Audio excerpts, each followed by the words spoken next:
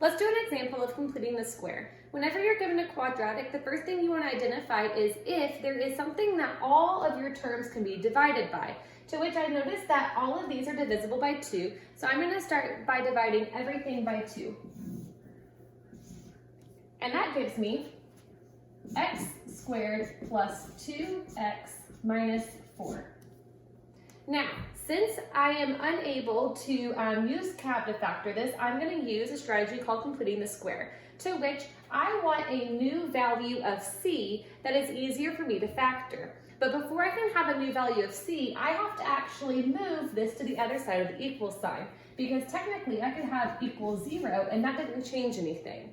Well, to move it to the other side of the equal sign, I'm going to use inverse operations. So to get rid of a minus 4, I'm going to add 4. So right now I have x squared plus 2x. I'm going to leave this space blank for whenever I have my new c, and then I have equals positive 4. Now, to determine what my new c is, there's a trick. We use our b value, and we're going to actually divide it by 2 and then square our answer. So currently, our b is 2, which means that b divided by 2 is 1. To get our new c, we take our b divided by 2 and we square it. So 1 squared, in this case, is still 1.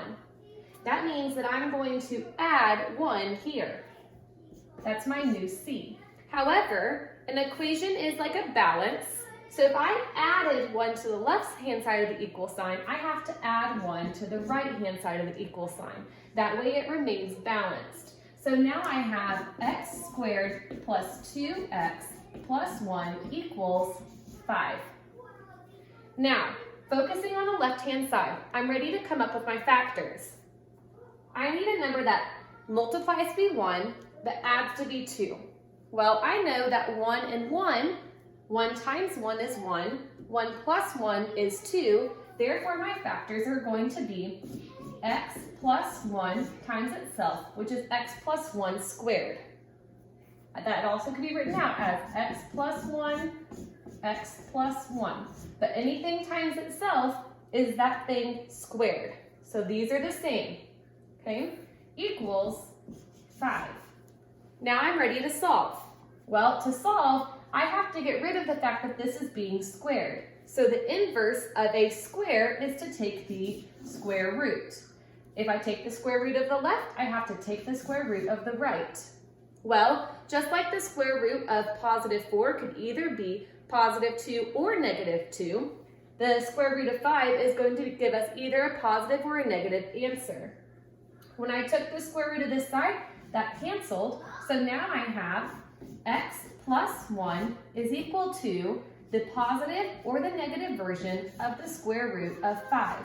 I'm not actually able to simplify that down to a whole number. It's not a perfect square. So then next, to get x by itself, I want to get rid of this positive 1. So I'm going to subtract 1 from both sides of the equal sign. And now I have x is equal to negative 1 plus or minus the square root of 5. Well, that gives me my two answers, my two roots, or my two solutions. One of them is going to be negative 1 plus the square root of 5. The other is going to be negative 1 minus the square root of 5.